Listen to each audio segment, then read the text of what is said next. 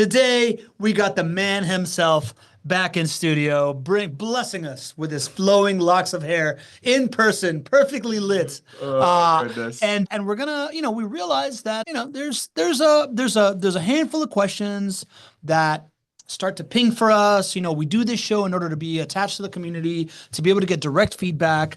And what we're noticing is that old investors and new investors alike tend to group around similar questions. So Yes. we're gonna talk about it today in this FAQ section.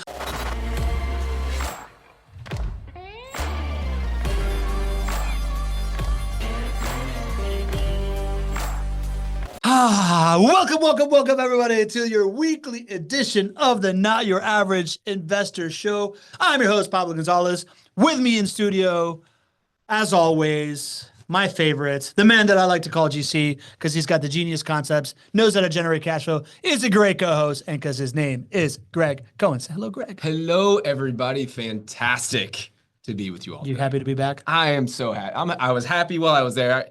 If you all, I don't think we talked about it last week, but last week was kind of like a bucket list week for me. I got to go and play golf in Southwest Ireland, and I played 6 golf courses that are just absolutely fantastic. It was we had great weather, great food. People are so kind. So I was really happy while I was over there, but I am really happy to be here too. I'm happy to have you back, man. I enjoyed getting texts from you saying best golf experience of my life. Like you had an overall like beautiful day, beautiful course experience. And then you had one of your best rounds you've had in a long time. That's true. How about that? I was peaking. You just want to go low at least one time when you're on these world famous like best golf courses that you can be on. So there you go. Yeah, Let's get into it. We had some fun with it and something we haven't had in a while because nothing's broken. But right now, we got some breaking news. Breaking. We do. Well, you all ask such great questions, and you know what? I don't always have the answers, but I'm typically one phone call away.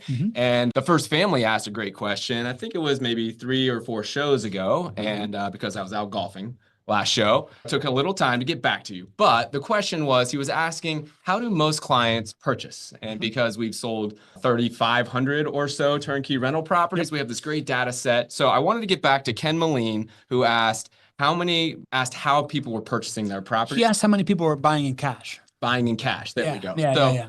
Out of all the properties purchased all time with JWB, 19% have been purchased in cash, 70% have used conventional financing, and 11% have used non-recourse financing. So hope that gives you a little bit of color that you were looking for. Interesting. 11% investing in non-recourse financing, 90% buying cash, and 70% using the magic of leverage. There you go.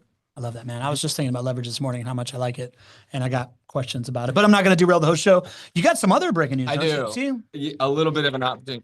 GC has more breaking news. So typically every year or so, we go and we dust off some of the numbers and some of the stats and things that we've accomplished. And we went back and looked at the amount of money that we have borrowed in private lending and then also paid back, including principal and interest. That number, guys, is over $1 billion now. We have borrowed over $1 billion since 2006 from people just like you, friends, families, clients, turned relationships within the community who have become friends, family, clients, and paid over $1 billion back with a 100% success record, including principal and interest, never missed a payment, and super proud of that. There's nothing more that I love. This is the reason why we decided to go down this route with this business is the ability to earn somebody's trust, receive your money, tell you we're going to do something really good with it, and then pay you back a whole lot more than you gave us. Every time, over $1 billion worth. Those are IOUs. Those are as good as money. It's pretty good. It's pretty good. I know. I'm pretty $1 billion. Yeah. Wow. That's such a massive number. Like I'm having a hard time wrapping my head around like asking for that much money, putting that much money to work, and then 100% paying back what you promised on that money. There you go. It's a lot, man. There you go. Pretty cool. Pretty cool. Do it. All right. So, GC, let's get into the frequently asked questions of the matter, the facts of the matter. One of the things that we have heard a couple of times, like I think what I told you was like 3 of the last 5 shows, somebody has like shown up in the chat saying, my property has lost value. Like, what the heck is up with this, right? And I always freak out as soon as that happens because I'm a rookie out here. And I send it to you, and then you figure it out. Yeah. So what are you figuring out? Are people's properties losing value? Well, I love this feedback loop that we have with the show and the community, because every time that we hear about that, either on the show or in our group chat or whatnot, our team always looks into this. And so I'll give you the punchline though. Every time we look into this, when a client says, "Hey, has my property lost value?" or "I think I lost value," here's the punchline. There's bad data. There is bad information that this client is looking at, which is leading to an incorrect conclusion. And so it's really, really important to understand the source of the data.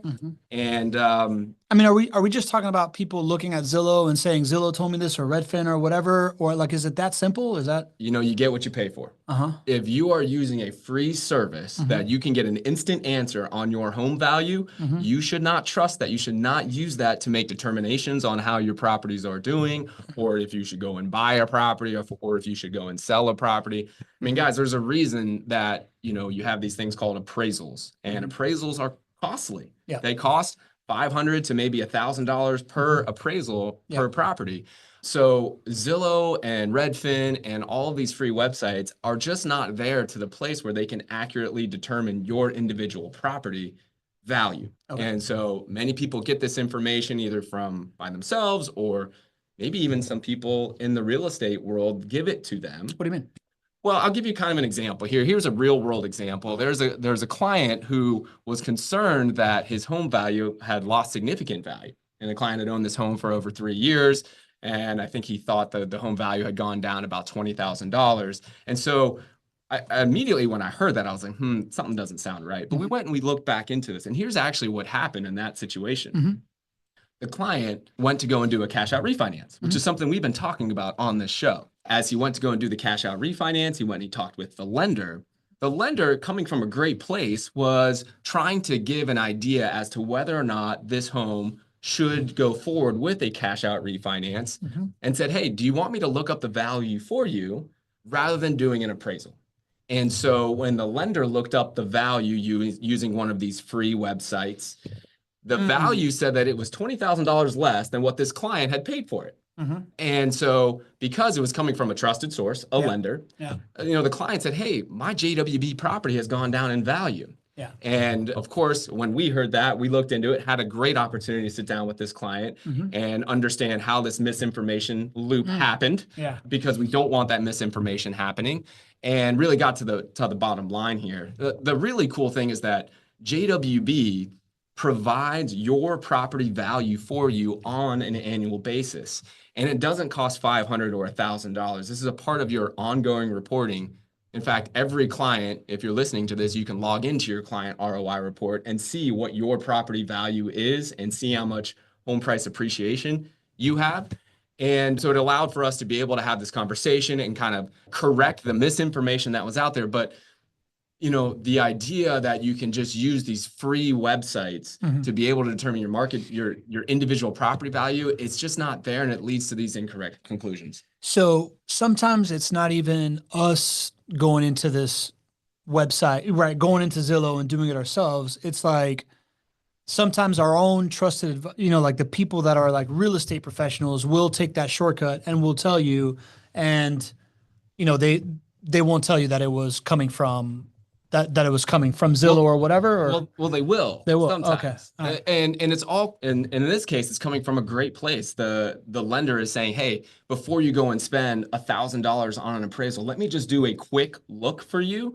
And then, he's coming from a great place because he's saying, if I go forward with this appraisal, it's going to cost you $1,000. Yeah. Does a quick look. It's one of these free desktop, appraisal services or whatnot. And, but ultimately it's costly, because you get what you pay for. And this led to that client not doing that cash out refinance, led to that client being concerned about the status of his properties in the Jacksonville market. It's very normal. And he has multiple properties. So you can kind of see how this cascades. And this is one example, a recent example, but every time, I mean, we sat here and we went through a few of these examples right before the show. Yeah.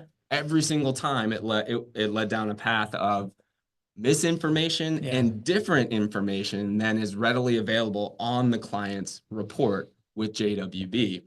And the great thing about what we do for values for our clients every single year is we actually determine those values. This is not one of those free services. And this is something we started to implement 2 or 3 years ago because it was going to help clients be able to make better determinations on their property. So all that information is available for you as a client. You can log into your report at any time. It's updated quarterly for you. And, and so to get to the original question, if you're a client and you believe that your JWB property has gone down in value, it's probably not the case. I actually went and I looked at our client ROI report, and I looked into over 1,700 clients, every client that we have. And I said, all right, how many clients have negative home price appreciation? You know what that number is? Yeah, I know, because we talked about it. Yeah, I know. I kind of teed you up there. The Mayans couldn't share it. Zero. Couldn't share it. Couldn't hold that one from you. Zero. Yeah. So that's why I want to make sure every JWB client understands this, that your portfolios have all either, if you just bought in the last year, your portfolio might be flat in terms of home price appreciation, but not one single client has negative home price appreciation in our entire portfolio. And guys, we manage over $1 billion of real estate assets. Yeah. So I want everybody to have confidence there. If you are seeing that your property value went down $20,000, I can almost assure you you're looking at bad data. And that's when you need to reach out to JWB and say, something doesn't sound right. JWB, what do you see? We're going to take you right to your client ROI report. We're going to look and see what your value really is. And then we'll avoid some heartache for you. Got it. We have somebody here, anonymous attendee, is saying, they anonymously put in, Pablo, please say thank you to Greg. It was my property. Right? So fantastic. It's great. Yeah. So happy to do it. Thank you for adding the value, right? It brings us this, and you're not alone, right? Like at the end of the day, we've been seeing this ping up and down. So it's really valuable that we have this two-way feedback mechanism so we can get into this stuff. It's what this community is about. And we are so thankful that you brought it up, because what it allowed us to do is to go work backwards. And this is how we try to solve every problem. How did we get there? And it allowed us to connect the dots, not just with the client, but with the lender. And we said, hey, when this comes up in the future, make sure you are talking to JWB about what the value is, because he was coming from a great place. We can supply the value. He didn't even know that we prepared this every single time for clients. We can end up saving the client money. And then, of course, the cash out refinance can go through, assuming that's the right thing for the client. So a very big win, and so appreciative for this feedback loop. Awesome. Jeffrey Wonder saying he had a similar experience. Thank you for addressing this topic. So yeah, see, this is what we know. When one person has a question, many people do. That's why this FAQ show is something we're probably going to do every quarter. I think it's really, really valuable. Drew Barnhill, Ringmaster, says, when people hear that Jack's property values are down, you must remember that real estate is local, often by neighborhood. If you drill down into Jack's data, the properties losing values are primarily at the beaches and typical Airbnb properties. These properties skyrocketed in value in the STR boom, short-term rental boom, but are now losing value as the short-term rental market has become oversaturated and is very soft now. If you look at the neighborhoods we are involved in, there has been no depreciation. Greg, does that hold water to what you're seeing? There's a lot there's a lot there, and there are so many great points there. So let's talk about a couple of things. The fact that there's no national real estate market, and when you're looking at an individual MSA and you're looking at how much has my city or my MSA appreciated, that is full of individual neighborhoods, just like Ringmaster is talking about right there. And you have some neighborhoods, they have gone way up, and you do have some neighborhoods that go down. And this happens every single year. So again, you have to look, you have to have boots on the ground who understand this. You have to have real-time data that is trustworthy, that is data-based, and you just can't make blanket statements. But because we were having the show and I knew that the question was going to come up about market values in Jacksonville, I wanted to go in and just pull some of that macro data to give you guys a little bit of a sense, because some of it is noteworthy now. You going in there pulling data, go figure. Well, I was in Ireland in between my Guinness. I was pulling all the data to make sure. Pull a Guinness and you pull a data. I got you. Because it's something that I wanted to make sure I shared with you guys. Okay, when we're talking about how to analyze a market and how to analyze home price appreciation, you don't want to do it month over month, because it can lead to incorrect conclusions. You always want to look year over year. But we can look at some of the data that maybe is trending over 3 or 6 months and kind of get a little bit of a sense as to where things are going. So I started to pull the data over the last 3 to 6 months to see kind of where our home prices are going. And what I saw is that over the last 6 months in Jacksonville, our home prices on average have declined about 1%.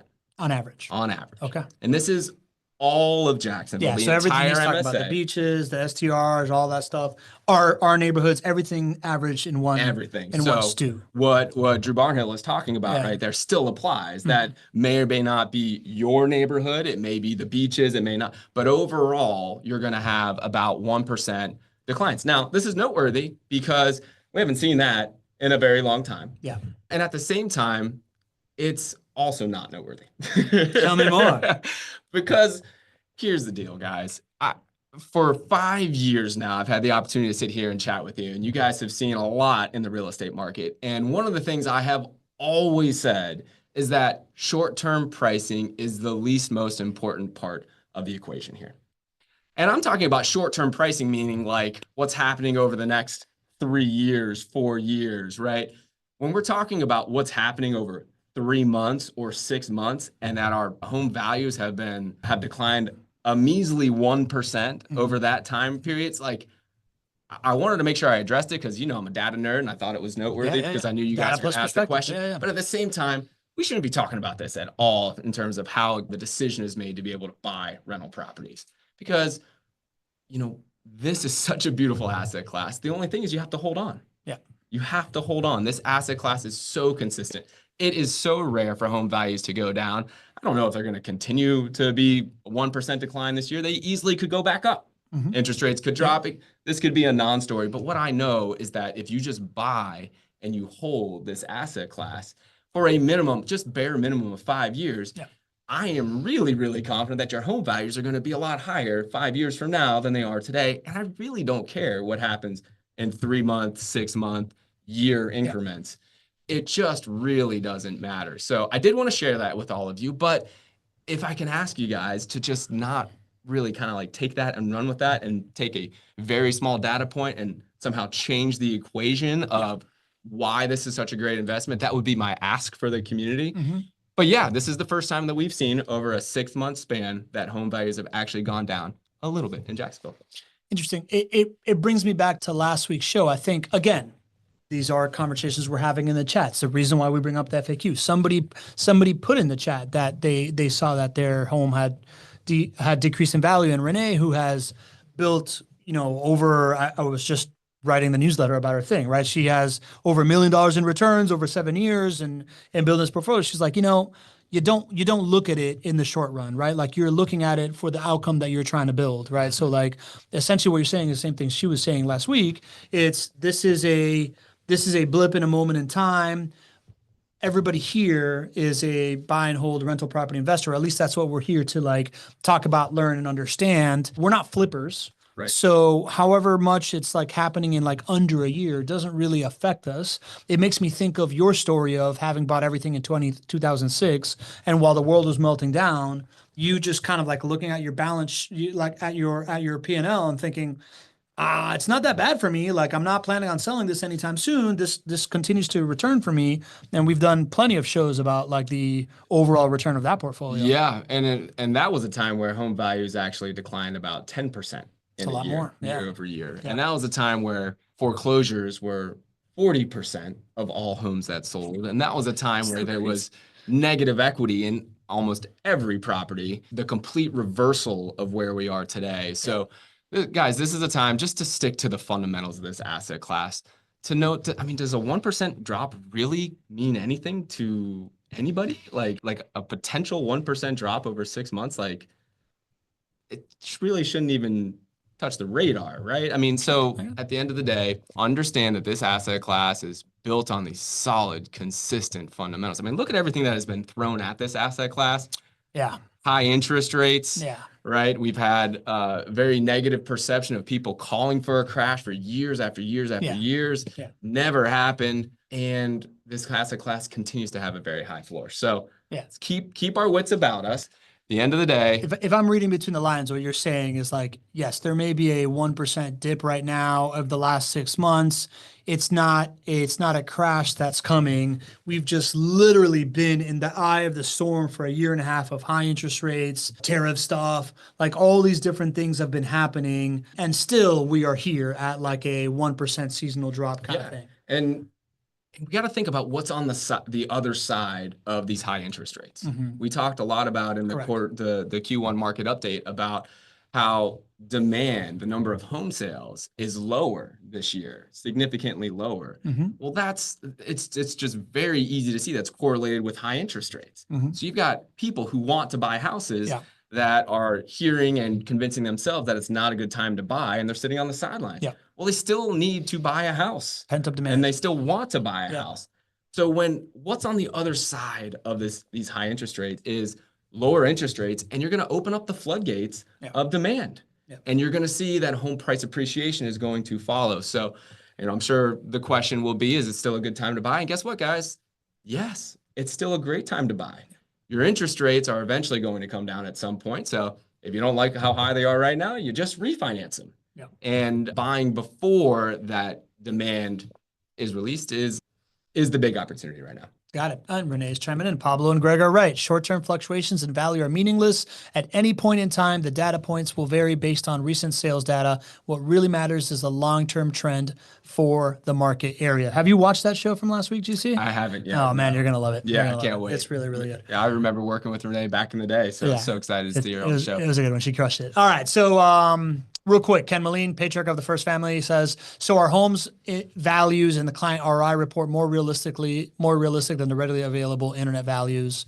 It's a big yes. Great question. Yes, like very realistic. Our CEO, Adam Eisman, overviews every single one of these values because it is so important to give you accurate information. So it is actual people on my team with decades of experience, specifically in your neighborhoods guys, we sell about 400 homes a year and they're all right in the same neighborhood. So much more realistic, on point data. Yeah. You know what I call that? What's that? Data plus perspective. There we go. You ever heard of that term? I have. I feel it. Mike Foster's asking, what process does JWB use to determine property values? It's, you got to understand that so much of what we do is in the same location. So it's very easy to determine property values by sitting in our office. So we do this for, roughly 3,500 homes. And we do this in the first quarter of every year. It is a significant amount of man hours that go into this. So the ones that are very easy for us to determine, we just look at what's selling today. That's right down the road from your home. We're able just to determine a value because we tend to build the same type of thing. It's in the same neighborhood. So there's a healthy percentage of these that we can just look at, put eyes on, make sure it's not anything out of the ordinary and assign a value. But there's still a healthy amount of these that we actually go and do the research on. We'll even go and see the property if it's required. Whatever it takes to make sure that we have a value that is accurate is important. We do this not just for your benefit, we do this for our company benefit as well. If we were just to use Zillow values or Redfin values or House Canary values, I know all of these because when we started to go down this path of determining these values for clients, our first thought was, hey, is the data, we were going to have to pay for it, but is the internet data good enough that it can just assign a value? And I did the case studies on it for about 6 months, and it was just not. It was too wide range, and they couldn't take into account things like new construction, renovations, just couldn't do it. So we just said, we need this data, not just for clients, but for our overall business as well. If we're managing over $1 billion of real estate assets, and we look at the values and we start to see values going down or values going up significantly, there's big opportunities for us to take action on both of those equations. If values are going way, way, way, way up, well, I'm going to get stronger and stronger and stronger with our clients and say, guys, you need to look at repurposing your capital. Equity. Right? And we're not expecting values to go down, but if that would be the case, then we would be talking a lot about how to act in a time where home values went down. And I'd go back to my own story in 2006 when I had those 40 rental properties and the steps that I took. So we need this information for our business, and it wasn't good enough to use one of these services that we were willing to pay for, and definitely not one of these free services that people tend to use. Okay, got it. So proprietary data, the way that you normally do things, right? There you go. Data, perspective, manpower, and a lot of mathing. There you go. And I'll just say this, it's available for everybody. It hurts my heart a little bit when I talk to clients that haven't logged into their client ROI report, but it's free for all clients. If you haven't logged in, log in, just check it out. You're going to see what your home values are. You're going to see what your home price appreciation is. appreciation is. And if you can't log in, just reach out to the team. We'll get that for you, and then you'll know where you stand. Deal. All right. So that was just one of the questions that we had on the frequently asked questions, but we want to fulfill the promise of the headline, as we always like to do. Another thing that's been pinging, it's around the property management agreement, and there seems to have been some recent changes made in the property management agreement. But the first one that came to mind in the Not Your Average Investor chat was this idea of JWB increasing the amount of money that you hold per property to $500, and whether you guys are like investing that in some way to like make some interest or something like that. What do you say about that? Again, another reason I'm so glad we have this feedback loop, because there's some serious misinformation there too. Let's just start with first about how have we designed our property management company. When we first got into property management, we saw how it was done the normal way, and we thought that that was incorrect. We thought that the way that property management has been built, the business model, has led to bad experiences. And if you just have a good experience in rental property investing, you're going to stay in the game long enough, and you're going to see the benefits. So we thought bad property management, bad experience for the user is the biggest reason that more people aren't able to take advantage of this. So we designed our property management different. We said, okay, we're going to serve somebody who wants to be a passive investor, who wants to have an expert make the majority of the decisions for them, and wants complete transparency so they know how the decisions are made. But they want a property management team that's going to be able to go and fly and to get things done very quickly. And that property management team probably is going to make better or more sound decisions than they would, just simply because they manage $1 billion of assets in the same market. And so that's how we have designed this property management organization, and our property management agreement is also designed that way. What's the opposite of that? The opposite is somebody wants to be active. Okay, so if somebody wants to be an active investor, wants to make all the decisions themselves, wants to hire their own, do the work themselves, or hire their own contractors. And that's not necessarily wrong. It's just not who we are going after. It's not who we are here to serve. You know, you have to have knowledge, experience, desire to get out there and pound the pavement. But, you know, that's just, it's just a different approach. And really, that's the more normal approach to property management. And again, you know, most people don't want a second job when it comes to being a landlord. True. And so we said, hey, we have an opportunity to shape this differently. So in our PMA, what you're always going to see is that we're after wonderful experience. We're after wonderful experience for that passive investor. And by doing that, along with designing this so that we can be efficient, that we can make sound decisions, we can do it with limited interruption for you. And that way we can drive your returns higher. Got it. And so you're painting the picture of a property management agreement that's designed as a passive experience led by expertise. yes. What does that have to do with $500 a property, Greg? Well, so, okay. So we continue to make changes to our PMAs over the years, right? We've been doing this we started a property management company in 2010. So that's 15 years now. So as you can imagine, there will be things over time that we either understand as a good opportunity to change, or inflation happens and the dollars need to change and what happened. So we have always had a certain part of our PMA that required an escrow agreement. An escrow is another form of reserves. We've talked a lot in this community about the importance of reserves. And I talk about that. And what I mean by reserves are when you buy a rental property, as soon as you buy that rental property, you need to set aside 3 to 6 months of expenses in a separate bank account and keep it there as a rainy day fund. And so the reason that's so important is because, again, it's about experience. That is going to be the most painful part of your experience as a rental property investor when it comes to maintenance costs and vacancy costs. So just set it aside. Know that it may happen. And that way you don't have to dip into your personal bank account to take care of that. So there's your reserves, which is the responsibility of the client to do. And then there's escrows. Escrows is a small amount of money that we require every client to keep with JWB so that, number one, we can ensure a great experience, and number two, we can act quickly to take care of small situations for your resident or for the client. So we've always had an escrow. A couple of years ago, we enacted the changes that I'm going to share with you. So it's actually been a long time. And we went from $400 per portfolio for the escrows to now it's $500 per property. Got it. For the escrows. So if you're a JWB client, you probably had a call and it said, hey, listen, probably out of your next rent that comes in, we're going to hold an additional X number of dollars, hundreds of 500 per dollars, property. 500 per property. We're going to now move that into your maintenance escrow with JWB. What this allows us to do is to be able to take action on your behalf and solve small problems rather than, and here's just an example I throw out a lot. If we didn't have this, and let's just say that your door, the lock needed to be rekeyed. I don't know what that costs, $100 or something, right? If we were to not have this and we had to call you as the client, we'd first have to get you on the phone. You're busy, you're passive, you're doing something, right? Yep. You don't want to get this call. We have to explain it to you. Then you say yes, then you have to send us the money, and then we have to then say yes to the vendor to go out there. I mean, we might be losing a week to solve a rekey. Yeah. And what people may or may not understand is that every day a vacancy is costly. It might cost you 50 to $75 a vacancy. Yeah.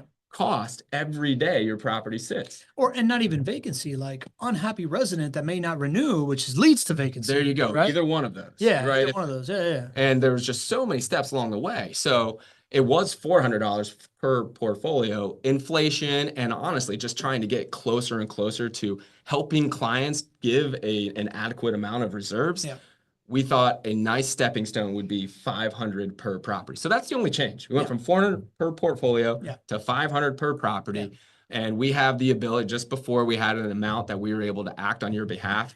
It's that same amount today. It's $500 per incidence that we can act on your behalf. What's the acronym for that? It's like minimum MTs or something like that. It's something like a minimum something. Now that I'm in it doesn't matter. I don't think we have an acronym for that one. But it's $500. And the threshold is the maintenance threshold. Yeah, and I think it's MT, maximum threshold expense. Anyway. Oh yeah. Okay, got it. Anyways, whatever. It makes a lot of sense to me from the standpoint of what you just said, right? Like you do not want to delay another day of a property being in a turn. You don't want to delay a resident that's just like, I just want my toilet fixed. Why does my little kid have to use my toilet all the time when you can have it fixed? Yeah. For me, right? Like, why are we splitting this thing? Right. For me, it brings me back to the many, many, many, many conversations you and I have had pre-sunrise on our runs when you're just like, what burns people out in this asset class is when they have to like reach into their own wallet to pay for something. It now creates all this chaos around something that in every other asset class, things might go up or down 20%, 25%, and they happen to do it like once a year or something like that. Right. And they don't even bat an eye because it's just like, it doesn't require them to move, right? So like what I hear in this ability of like, okay, cool, let's just pull this escrow out and have this available so that I'm not asking you to like transfer money or think about something or interrupt your day or like have to pull out of your bank account. To me, it's like, it's the experience piece. It's that idea of like, no, this stuff is just happening in the background. If I check in on this thing every year or so, everything looks good overall. I'm not having these moments where like, I got to like question myself unnecessarily and just kind of like taking that piece of the psychology out of it that makes it way better. I think you're 100% right. And to me, it's such an easy problem to solve. Yeah.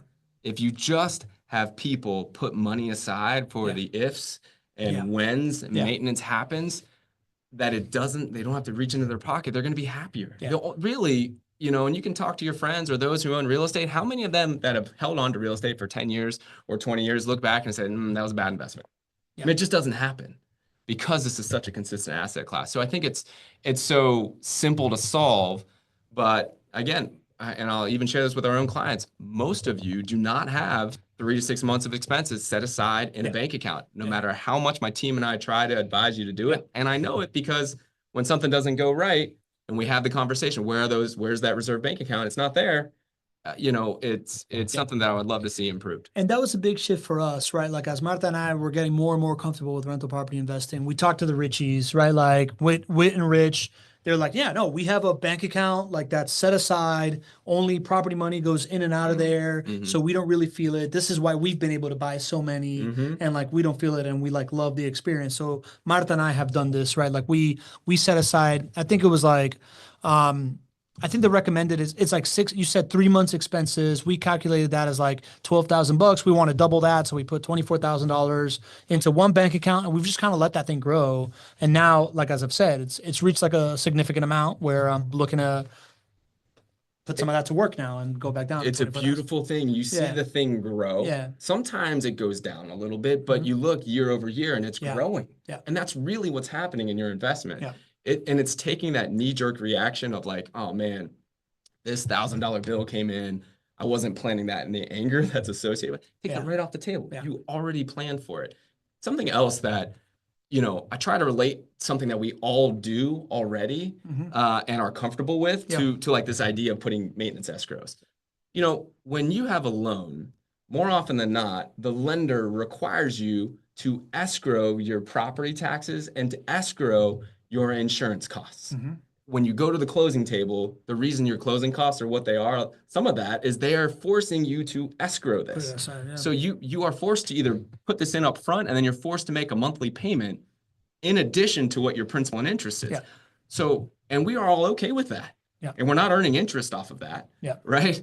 We just understand that we don't want to get thousands of dollars of taxes and insurance costs put on us at the last second. The bank knows that too. So we are all okay with that for our loans that are escrowed. But when it comes to maintenance costs, it's really hard to get clients to buy into that. Usually what happens is they might have a negative experience. And then we say, hey, listen, before the next time that this happens, let's go ahead and set that aside. And then get a little bit more buy-in. But I'm really glad that we had this we have this opportunity to have this conversation, because I think it is so critical for your happiness, your longevity in this asset class, so that you can be there for a full market cycle to see all of the positive benefits that are continuing to happen. Love it. Speaking of seeing positive benefits, I think a lot of this, part of that FAQ when it came through had a little bit to do with transparency, meaning, for me, I have 3 properties. If I put aside $500 in an escrow account, I'm not making interest on it. That's not life-changing for me. If I have 10 properties, that $5,000 is probably not life-changing for me either. But if I was to add up 6,000 properties, $500, that's a whole ton of money that you guys could be making interest on. Right. Is this money that you guys are putting to work for yourselves, or is this completely set aside? No. We cannot take your money and then go and invest it. We cannot earn any interest on your escrow money. It is not allowed for us to do that. So exclusively done to set aside for this. Absolutely. Okay. I'm glad you answered that. I'm glad you answered that. You pass. All right, here we go. So can we run through real quick the other kind of like changes in the PMA? Sure. All right. So we've got, so we increased our emergency approval percentage. So I believe it used to be $400. And now it's $500. That means that if there is an emergency item, you empower us to act on your behalf to take care of that item if it's $500 or below. Seems right in line with the same decision. Yeah. And keeping up with inflation and stuff. There you go. Yeah. We talked about escrows on file, and then we've got, so clients, I think for the first time last year, saw a $49 fee, an annual fee for JWB property management. This fee covers your market analysis, it covers your accounting forms, and it covers the technology fee. And this is pretty common, especially with, I would say, more professional property management companies to charge fees, especially for the accounting that goes in place to make sure that this is easily done for you around tax time. But I think the easiest way to help people understand what the value of that $49 is to think about the previous example we just talked about, where the comparative market analysis. Right? Yeah. JWB uses actual humans to go out and assess your property value. We do it every single year. And if you go and get an appraisal, that's going to cost between $500 to maybe $1,000 to be able to get that appraisal. So that's like a $500 to $1,000 appraisal done for you every single year. And that's included there. Of course, there's all of the Schedule E and the accounting forms that are included there. And then there's the client ROI report, which I haven't seen anything like it out there in the marketplace. This is something that we built that's proprietary to JWB. And you're able to see your home price appreciation, your tax savings, your principal pay down, your net rental income. You're able to see how your rental properties are able to perform. You can compare that against other places that you have your money, all for $49 a year. A year. Okay, cool. So anything else there? And the last one is contract renewals. So we've always had a contract that renews automatically. If you would not like JWB to be your property manager, you just have to give us notice. It's the same way. But for this contract renewal, one of the things that we added was the ability for JWB as the agent to make modifications to the agreement, and that it would auto renew unless you told us you didn't like the changes or you didn't like working with JWB. So this modifications, the ability for us to make these modifications is really important for us to do. So that's the change. Prior to this rollout, anytime that we made a modification, we had to go and get, about 2,000 property management agreements re-signed. And you can imagine the amount of work that goes on in JWB. So we know enough after going through this, a few times in the course of our history that there will be changes that are necessary to ensure experience and to ensure that we're able to drive returns on investment for you. That's going to happen in future years. And we're just simply not going to go and do 2,000, 3,000 worth of property management re-signs every single time. So so that's the contract renewal. And again, we do need to give you that notification. But yeah, those are the 4 major changes there. I think when you preface it all as passive experience led by expertise, all of these changes kind of make sense, right? Like that last one of like, hey, let us amend this thing as we see fit in order to, guarantee this passive experience. We're asking folks to trust our expertise. This is what you're putting money in here. And, oh, by the way, part of it is a fee that we pay in order to keep everything very transparent so that you can trust the expertise and you can always call us on anything that we're doing, right? Yeah, absolutely. Got it. Jeff Wonder is asking, can clients in turn request contract modifications? Can clients in turn request contract modifications? I mean, we always have an open dialogue with clients. However, the chances of one individual client modification going through when we manage over 5,500 homes is pretty unlikely. But I'd say let's always have open dialogue, because if there's something that's important to you, it's important for us to know that. If we started to see significant amount of these requests coming in, then we'd certainly be open to making some modifications. It's just not something, and sometimes we hear this when folks are buying a property right off the bat.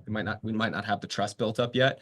And we share the property management agreement, and they may say, well, you know what, I want to move forward, but I got to strike this from the property management agreement. And, our response to that is, I'm sorry, but we're just not able to do that. If we were to make one different modification for one individual property management agreement, it would lead to nightmares as far as our ability to deliver great service. Right. So that's not possible. But if there's something that's important to you as a client, share it with us. And if we start to see some trends and we can understand how it's important to you, we're always going to keep our eyes and our ears open, just like you've kind of seen with this show, right? Everything we take from this show, we bring it back, we understand it, sort it out, see what we need to do to make sure that the clients are understanding exactly where they are. And so that's how we would handle that one. I like it. All right. 2 other quick questions here. Jeff, also from Jeff. Is it normal for Florida insurance companies to mandate a minimum amount required for hazard insurance?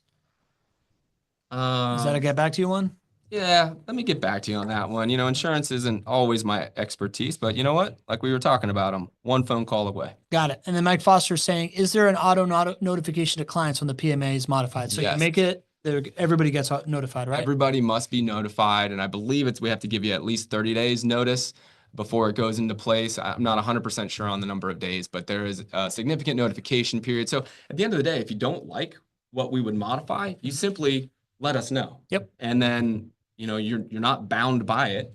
If you would decide to change management companies, we would certainly be sorry about that, but you're not bound by it. You're notified, and allows us to be great for you. Cool. Priscilla, of course, was asking, what about rents? How are rents doing? Priscilla, we just did a full show on rents 2 weeks ago, and this week's newsletter is the summary of that show. So keep an eye on your emails for the summary of that. If not, you can go to our YouTube channel. 2 shows ago was all about how rents are doing right now. Okay, so let's get into the other FAQs real quick. This one pops up every once in a while, right? Like, why can't I choose my own lender, GC? I got a lender. I want to use my lender. Yeah, I understand where the question is coming from, but at the end of the day, there is so much that has to go right for you to get to the closing table. And a lot of that is determined by where the money comes from, which is the lender. And so many, many, many years ago, JWB mandated that clients would have to close with a lender in our approved network. And that was one of the best decisions we made as a company. Because you get a lot of referral fees? Oh, absolutely not. Absolutely not. Thank you for teeing me up there. let's preface this by letting everybody know that JWB does not get 1 cent of referral fees for referring you to the network, the lender in our network. Got it. And guys, we get offered thousands of dollars to do this every single year. I referred a mortgage broker one time. I think I got like $1,500. Like this was like back in the day. I would imagine that you guys across the 400 properties you sell would be $500,000 to $1 million a year that you're turning down with this. We do this. We know those numbers. We choose to say no to receiving those referral fees, even though that's something we could accept. And it's because it's so important for your experience and for JWB overall to ensure that it will get to the closing table, that we're going to pass up $500,000 or $1 million or whatever those fees could be. It's that important for us and for you. So there's so much that has to go right. There's 1,000 examples that we've had over the years. Can you give me one? Can you give me like one of like, this is why you don't use an unapproved lender? Yes. So I'll give you something that's actually more recent. We had a client that buying a home, is a repeat client, so buying another home. And that client was set up with the lender in our network. At some point along the way, the client decided to also go with a lender of his own choosing. And we didn't know this. And we were very surprised. And that lender of his own choosing did a 30-day rate lock on it.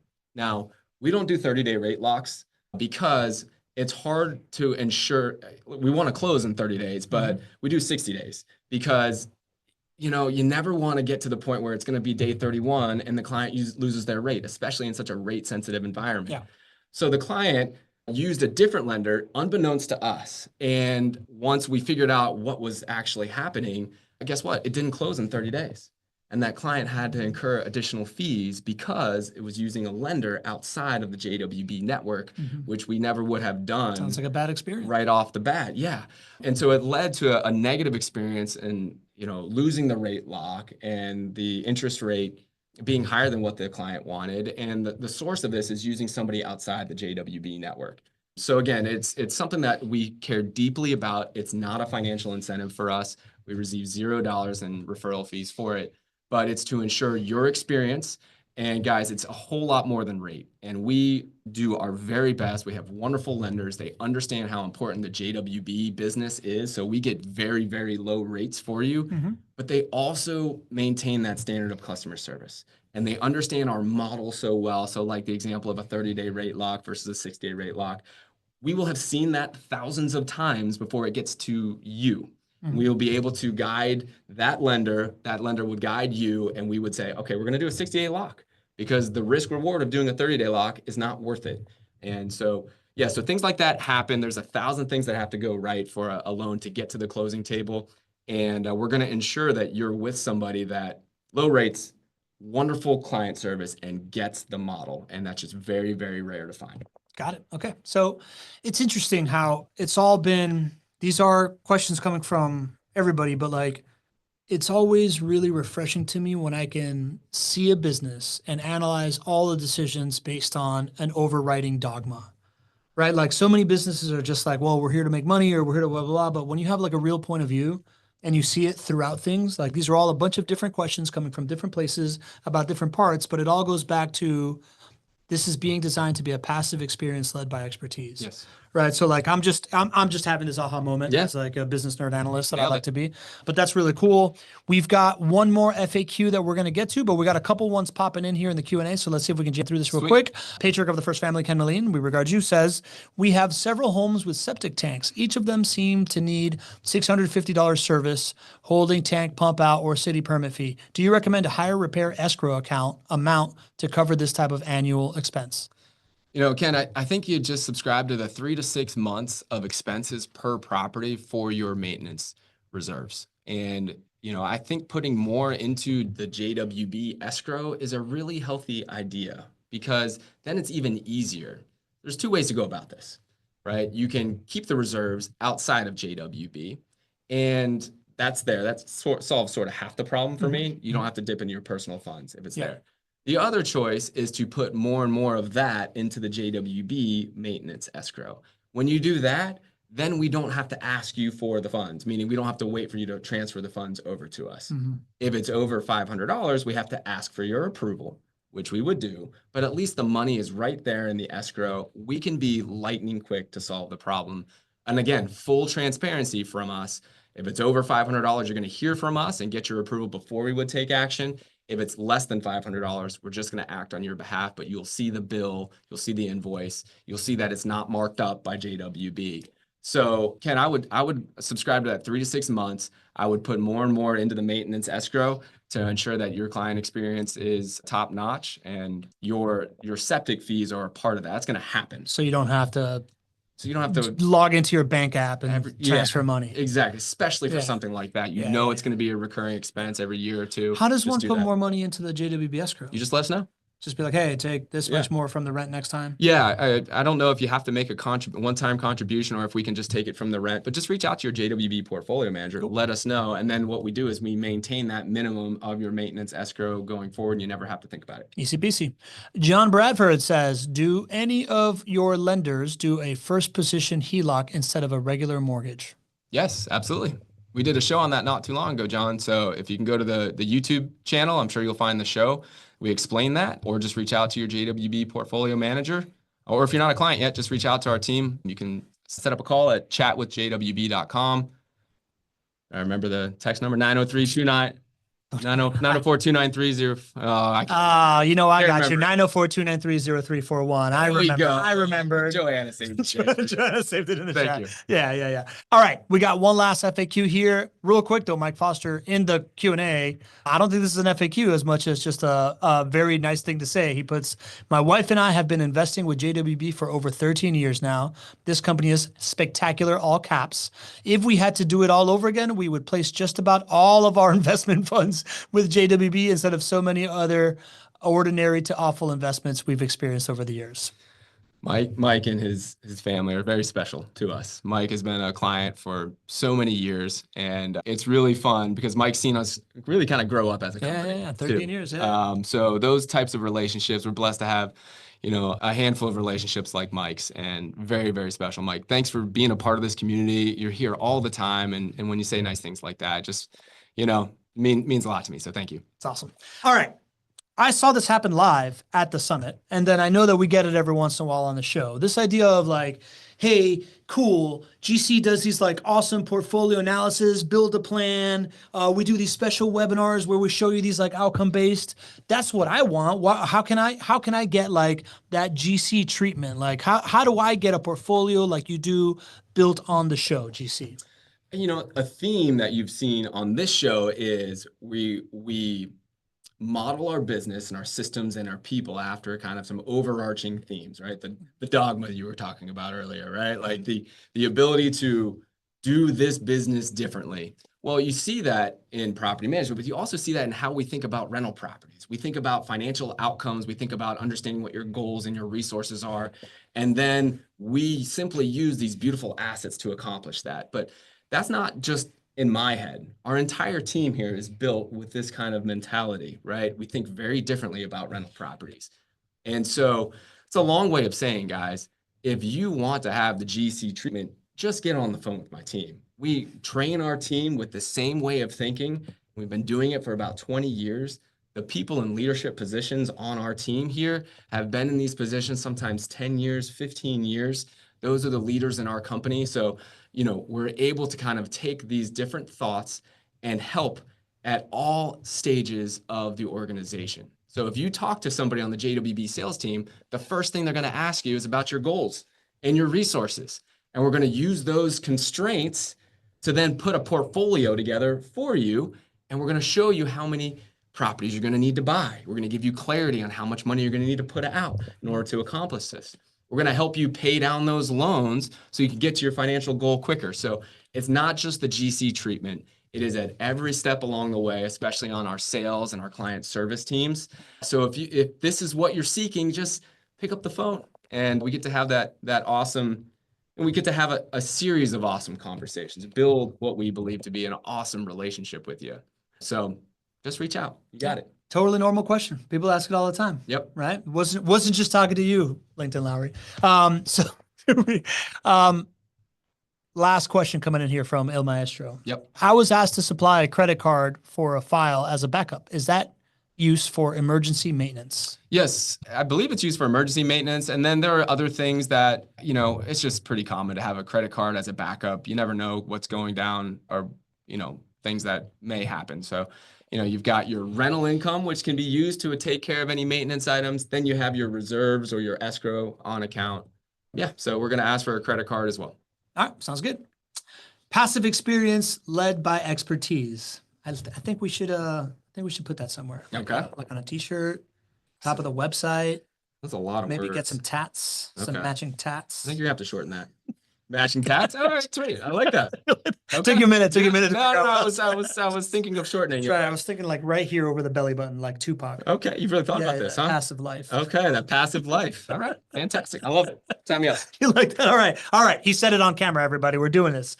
Good to have you back in studio, buddy. It's great to be back, bud. Yeah, man. It's good to do it with you here. Thank you to the community for showing up for FAQs. Again, this show, it's meta, right? Like these are questions that we're hearing from you. The fact that you show up here every week, the fact that you're interacting with us in the WhatsApp chat, all these different things is what feeds the show. So thank you for taking an hour of the middle of your day every Tuesday or just this Tuesday to hang out with us, ask us questions, be part of it, add value to each other's lives. This is what makes this thing a lot of fun and really special to all of us.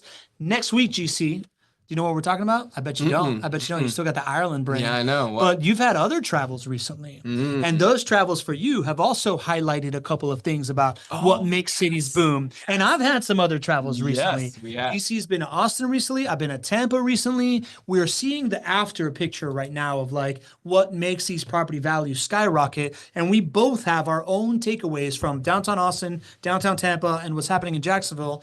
We're going to jam on this next week. I think it's going to be a lot of fun. Can't wait, man. I was on these downtown walking tours in Austin, and I was texting him all of my notes that I was taking. Oh, yeah. Oh, man. That was a GC experiment. Yeah, Experience right there. The walking tour guide was happy and not happy with me at the same time. I can imagine. Oh, speaking of which, building portfolios out. We've got a special webinar on Thursday. Yeah. Yeah, you want to tell people? Yes, so we're going to be doing this as a part of our continuing education series with the Fortune Builders community, which is so near and dear to us. So on Thursday, we're actually going to be doing a live property demo. So that question that we've been hearing about how do I get a portfolio built for me? I'm going to be doing that live with you all on Thursday. You all are invited. It'll be a lot of our friends from the Fortune Builders community, but everybody in the Not Your Average Investor Show community is also invited. So it's Thursday at 2:30 Eastern time is where we will be. We're putting the registration link in the chat right now. So you can just go there, register for free, and then you'll get to see I'll take you from goals and resources, working within those constraints, helping to build the right portfolio. Why did I choose these assets versus over other assets? And then how are we going to take this all the way to the finish line of financial outcomes? If you were a software company, this would be a demo. There we go. It would be a live demo. So this is like a live demo for how you build an outcome-based plan for real estate investing. Absolutely. I think our job is done. Our job here is done, GC. Any advice for the Not Your Average Investor community? Don't be average.